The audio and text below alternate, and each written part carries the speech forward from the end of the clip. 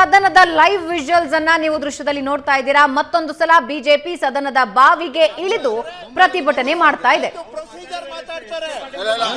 ಕಾನೂನು ಅದು ಇದು ಎಲ್ಲ ಮಾಡೋವಾಗ ಪ್ರೊಸೀಜರ್ ಇವರು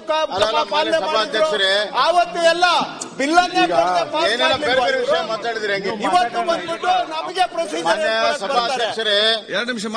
ಕೇಳಿ. ಇವ್ರ ಸರ್ಕಾರ ಯಾವ್ದಾವ್ದೋ ಕೇಂದ್ರ ಮತ್ತು ರಾಜ್ಯದ ಯಾರಿಗೂ ಗಮನಕ್ಕೆ ತಗೊಂಡ್ ಬಂದು ಇವ್ರದ್ದು ಮೆಜಾರಿಟಿ ಅಂತ ಆವಾಗ ಮಾಡಿದಾಗ ಇವ್ರಿಗೆ ಪ್ರೊಸೀಜರ್ 75 ವರ್ಷ ಆಡಳಿತ ಮಾಡಿದ್ರು. ಕಣ್ಣಿಗೆ ಕಾಣ್ಲಿಲ್ವಾ? ಈ ದೇಶದಲ್ಲಿ 75 ವರ್ಷ ಸ್ವತಂತ್ರ ಬಂದ ಆದ್ರೂ 55 ವರ್ಷ ಕಾಂಗ್ರೆಸ್ ಪಕ್ಷ ಆಡಳಿತ ಮಾಡಿದೆ.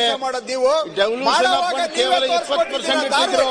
ನೀವೇ ದಾರಿ ಸುಮಾರು 30 ವರ್ಷ ನಿಮಗೊಬ್ಬರಿಗೆ ನೀತಿ ಪಾಠ ಮಾಡೋದು ಬರೋದು. ಪ್ರಜ್ಞೆ ಇಟ್ಕೊಂಡು ನೀತಿ ಪಾಠ ಮಾಡಿ ಹೇಳ್ತಾರಂತೆ. ಬೈರೇಗೌಡ ಬೊಮ್ಮಾಯಿಯವರನ್ನ ಹೇಳ್ತಾರಂತೆ. ಮಾತಾಡಿ. ಮಾನ್ಯ ಅಲ್ಲ, ಒಂದು ನಿಮಿಷ.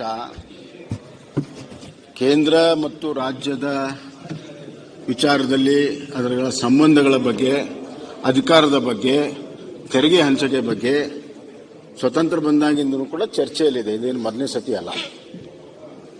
ಇವತ್ತು 75 ವರ್ಷ ಆಡಳಿತದಲ್ಲಿ ಕಾಂಗ್ರೆಸ್ ಅಥವಾ ಕಾಂಗ್ರೆಸ್ ನೇತೃತ್ವದ ಬೆಂಬಲಿತ ಸರ್ಕಾರಗಳು 55 ವರ್ಷ ಕೇಂದ್ರದಲ್ಲಿ ಆಡಳಿತ ಮಾಡಿದೆ. ಸ್ವತಂತ್ರ ಬಂದು ಸದನದ ಬಾವಿಗೆ ಇಳಿದು ಮತ್ತೆ ಪ್ರೊಟೆಸ್ಟ್ ಮಾಡ್ತಾ ಇರೋದನ್ನ ನೀವು ನೋಡ್ತಾ ಇದ್ದೀರಾ. ನಿನ್ನೆಯೂ ಕೂಡ ಸದನದ ಬಾವಿಗೆ ಇಳಿದು ಪ್ರತಿಗಳನ್ನ ಹರಿದು ಹಾಕಿ ಅಲ್ಲಿಂದ ಸಭಾತ್ಯಾಗ ಮಾಡಿದ್ರು.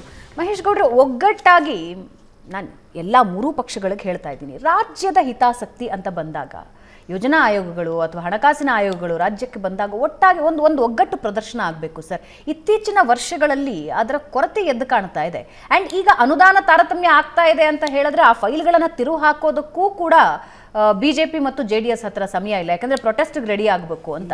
ಅನುದಾನ ತಾರತಮ್ಯ ಅಂದರೆ ಭಾವನಾಜಿ, ಕೇವಲ ರಾಜ್ಯ ಸರ್ಕಾರ ಕೇಂದ್ರ ಸರ್ಕಾರದ ನಡುವೆ ಅನುದಾನ ತಾರತಮ್ಯ ಅನ್ನೋದನ್ನು ನೀವು ಕನ್ಸಿಡರ್ ಮಾಡಬೇಡಿ. ರಾಜ್ಯದಲ್ಲಿ ಯಾವ ಪಕ್ಷ ಅಧಿಕಾರದಲ್ಲಿ ಇರ್ತದೋ ಆ ಪಕ್ಷದಲ್ಲೂ ಸಹ ಇಲ್ಲಿ ಗೆದ್ದಂತಹ ಬೇರೆ ಪಕ್ಷದ ಏನು ಮಿನಿಸ್ಟರ್ಗಳಿದ್ದಾರೆ ಅವ್ರಿಗೂ ಅನುದಾನ ತಾರತಮ್ಯ ನಡೆದಿರೋದನ್ನು ಜನತೆಗೆ ಹೇಳಿ.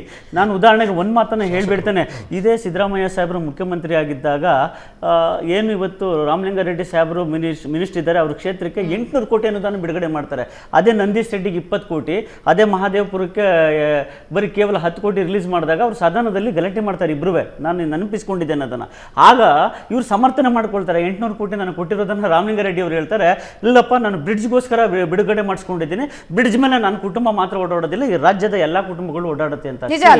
ಹೌದು. ಹಾಗಾದ್ರೆ ಈಗ ನಂದೀಶ್ ರೆಡ್ಡಿ ಇದಕ್ಕೆ ಅನುದಾನ ಕೊಟ್ರೆ ನಂದೀಶ್ ರೆಡ್ಡಿ ಮನೆ ಕೊಡ್ತಾ ಇದ್ದೀರಾ?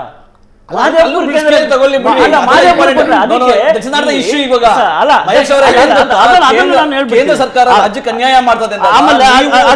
ಡಿಫೆನ್ಸ್ಗೆ ನೀವು ಏನ್ ಬೇಕಾದ್ರೂ ಇನ್ನೊಂಚೂರು ಎಲಾಬರೇಟ್ ಮಾಡ್ತೀನಿ. ಈಗ ಸರ್ಕಾರ ಅಧಿಕಾರಕ್ಕೆ ಬಂದಾಗ್ಲೂ ಕೂಡ ಎಸ್ ಟಿ ಸೋಮಶೇಖರ್ ರೆಡ್ಡಿ ಅವರಿಗೆ ಜೊತೆಗೆ ಗೋಪಾಲಯ್ಯ ಅವರ ಕ್ಷೇತ್ರಕ್ಕೆ ಕೊಟ್ಟ ಅನುದಾನ ಉಳಿದ ಬಿಜೆಪಿ ಶಾಸಕರ ಕ್ಷೇತ್ರಗಳಿಗೆ ರಾಜ್ಯ ಸರ್ಕಾರ ಕೊಟ್ಟಿಲ್ಲ. ಯಾವಾಗ ಕಾಂಗ್ರೆಸ್ನ ಶಾಸಕರಿಗೆ ಅನುದಾನ ಕೇಳಬೇಡಿ ಅನ್ನೋ ಕಾಲದಲ್ಲೂ ಕೂಡ ಬಿಜೆಪಿಯಿಂದ ಸೆಳೆದುಕೊಂಡು ಬರಬಹುದಾದ ಶಾಸಕರ ಕ್ಷೇತ್ರಗಳಿಗೆ ಕೊಟ್ಟ ಅನುದಾನವನ್ನ ಕಾಂಗ್ರೆಸ್ ಶಾಸಕರಿಗೂ ಕೊಡ್ಲಿಲ್ಲ, ಬಿಜೆಪಿ ಇತರ ಶಾಸಕರು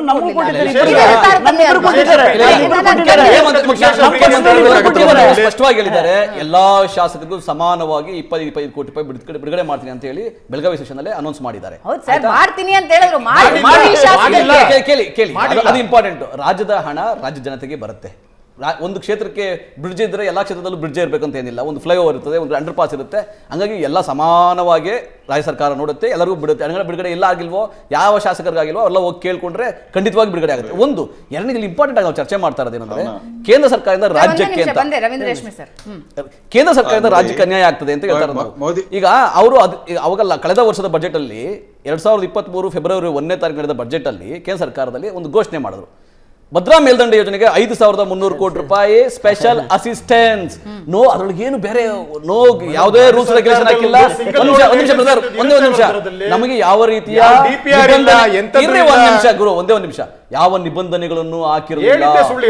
ನಮಗೆ 5,300 ಕೋಟಿ ರೂಪಾಯಿ ಬಿಡುಗಡೆ ಮಾಡ್ತೀರಾ ಅಂತ ಕೇಳಿದ್ರೆ, ನಮ್ಮ ಸರ್ಕಾರ ಬಂದ ಮೇಲೆ ಕಳೆದ 9 ತಿಂಗಳಲ್ಲಿ ಇದೇ ವಿಚಾರವಾಗಿ ಇದೇ ವಿಚಾರವಾಗಿ ಮಾನ್ಯ ಡಿ ಕೆ ಶಿವಕುಮಾರ್ ಅವರು, ಮಾನ್ಯ ಸಿದ್ದರಾಮಯ್ಯನವರು, ನಿರ್ಮಲಾ ಸೀತಾರಾಮನ್ ಅವ್ರನ್ನ ಭೇಟಿ ಮಾಡಿದಾಗ ಈ ತರ ನೀವು ಘೋಷಣೆ ಮಾಡಿದ್ದೀರಿ, ಅದನ್ನ ಬಿಡುಗಡೆ ಮಾಡಿ ಕೇಳಿದ್ರು ಕೂಡ ಅದಕ್ಕೆ ತುಟುಕ್ ಪಿಟುಕ್ ಅಂತಿಲ್ಲ.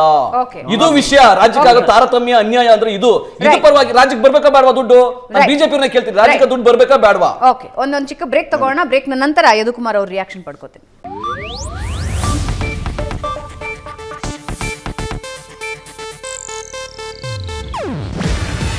ಇದು ಏಷ್ಯಾನೆಟ್ ನ್ಯೂಸ್ ನೆಟ್ವರ್ಕ್ ಪ್ರಸ್ತುತಿ.